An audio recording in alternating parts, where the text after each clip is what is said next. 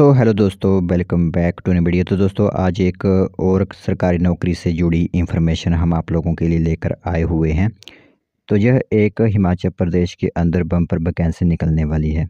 लगभग अगर वैकेंसी की बात करें तो लगभग 6300 पदों पर यह एक बम्पर वैकेंसी आप लोगों के लिए यहाँ पर आएगी। और यह इम्पोर्टेंट नोटिफिकेशन क्यों बन जाती है, क्योंकि काफ़ी वर्षों से यह भर्ती हिमाचल प्रदेश के अंदर नहीं हो पाई है और जिसकी ज़रूरत हिमाचल प्रदेश के अंदर काफ़ी अधिक है, लेकिन उसमें स्टाफ जो है वो नहीं है। तो अब विभागीय प्रक्रिया जो होती है वो शुरू कर दी गई है। आप सभी लोग ध्यान से इस इंफॉर्मेशन को सुनिएगा।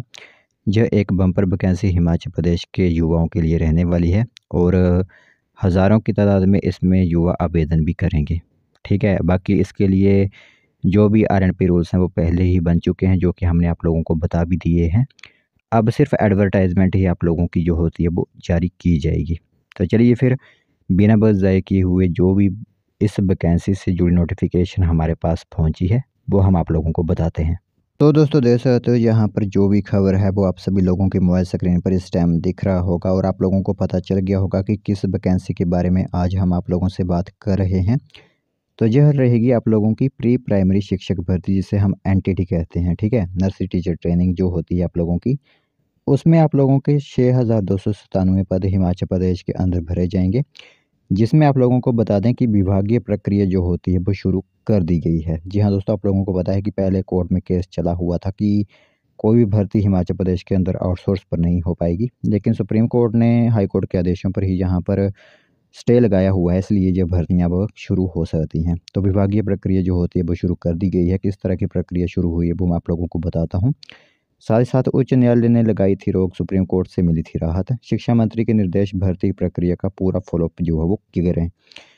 तो राज्य के सरकारी स्कूलों में जल्द ही 6297 प्रारंभिक बाल अवस्था शिक्षकों की भर्ती जो है वो की जाएगी। इसके लिए विभागीय स्तर पर प्रक्रिया जो हो शुरू हो चुकी है ऑलरेडी।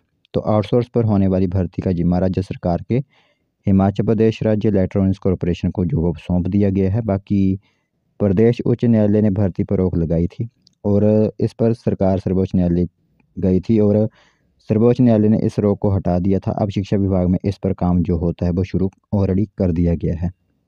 बाकी अगर बात करें तो शिक्षा मंत्री रोहित सिंह ठाकुर ने विभाग के अधिकारियों को निर्देश दिए हैं कि इस भर्ती की प्रक्रिया का पूरा फॉलोअप करें, ताकि जल्द से जल्द स्कूलों में शिक्षकों की तैनाती हो सके।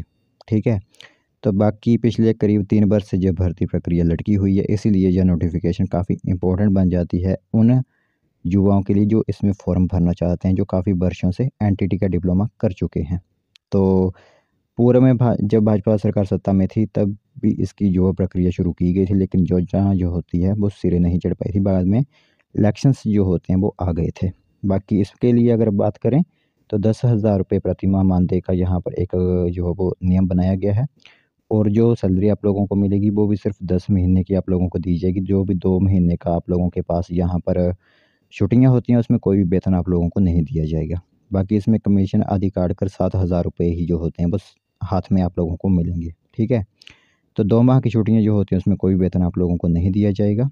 तो भर्ती के लिए 10वीं व 12वीं कक्षा उत्तीर्ण होना चाहिए और उसके बाद आप लोगों का जो भी एनसीटी यानी national counselling of teacher education नियमों के तहत ही यह भर्ती आप लोगों की होती है वो करवाई जाएगी। बाकी एनटीटी का डिप्लोमा भी आप लोगों के पास होना चाहिए।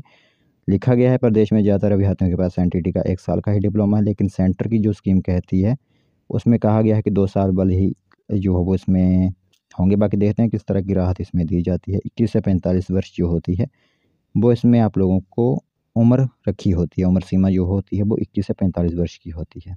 ठीक है, तो यह एक कुछ नियम है आप लोगों के लिए और विभागीय प्रक्रिया जो होती है वो शुरू कर दी गई है। जल्द ही आप लोगों को इसकी एडवर्टाइजमेंट देखने को मिल जाएगी, अगर बीच में कोई कोर्ट वगैरह का चक्कर नहीं पड़ा तो।